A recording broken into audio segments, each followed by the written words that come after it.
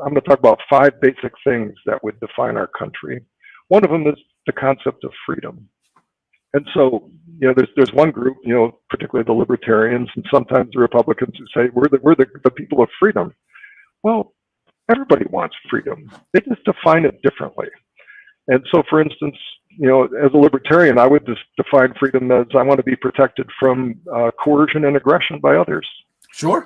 That's what I think freedom is. I want just, leave me alone. I want to go do my thing. Other people see it very differently. They want to be free from the necessities of life. FDR described it as, freedom from fear, freedom from want, freedom from, whatever. They want the government to protect them from reality almost, to protect them from the entropy of being a living entity in the universe. So their freedom is, I want to be protected from those people who are going to make my life risky or dangerous, or are going to make me have to work hard.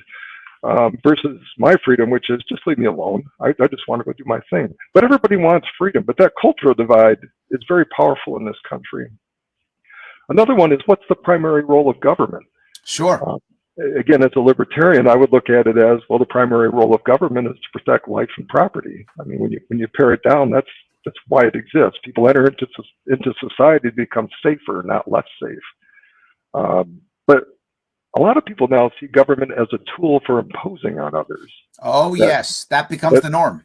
That they have this view of, well, I want the world to be this way, or I want to have this thing, or I think there's been this injustice done somewhere, or this needed to be fixed. So now I want to use so now the power of the state is used to impose on people. So it's no longer the protector of life and property. It's a force that's impositional. Another cultural divide that's tearing us apart is, what is the nature of responsibility in our society? Yep. As I was talking earlier, turned upside down, my friend. That has been turned completely upside down. Absolutely. When this country first started, it was very much a concept of, you're responsible for yourself, that you have obligations to not only take care of yourself, but to protect yourself and make your own life better. That's your responsibility. And in order to do that, you have to be a decent, upstanding person in the community, or you're not going to succeed at that.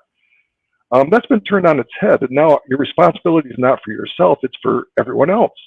By the way, everyone else but yourself. You're no longer responsible for you. Or there's a point where I see it is that someone else is always responsible, not you. Right. Right. And I think that's one of the reasons that we see a growth in government. There's many, but I think one of them at a personal level is, if it's government's responsibility or anything that's big, right? It's the corporate's responsibility. It's the government's responsibility. It's this, then it's not mine. Then I don't feel guilty. Then I'm safe. I'm better because it's not responsibility. It's theirs. I don't have to take on that. And I think we have encouraged that at the local level, even. Right. You said that perfectly. It's sort of a victim mentality that all these other external circumstances in the world are the cause of my misfortune, and I'm not the cause of my misfortune. But what happens in a collectivist state that tries to push that culture is that, well, you may not be responsible for yourself and you may be a victim, but everybody's responsible for everyone else. We're all in this together. And so you've given up your individual sovereignty in that bargain. And it's a terrible bargain to make, in my opinion. Another area where we've really separated ourselves as a country is in the concept of wealth creation. And, it used to be, and again, as a libertarian, I think wealth is a responsibility and a function of individual effort, risk-taking, making the proper investments that you need to make, and sacrificing along the way in order to gain some wealth.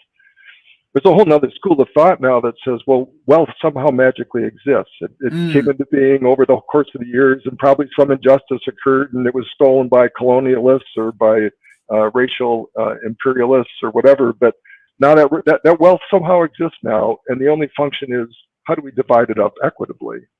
And those are two very different views of the world. That one sees the world as, I'm going to take that wealth simply because I think I deserve it, and there was some injustice done, versus someone saying, well, I'm going to go get that wealth simply by earning it, creating, inventing, and taking a risk.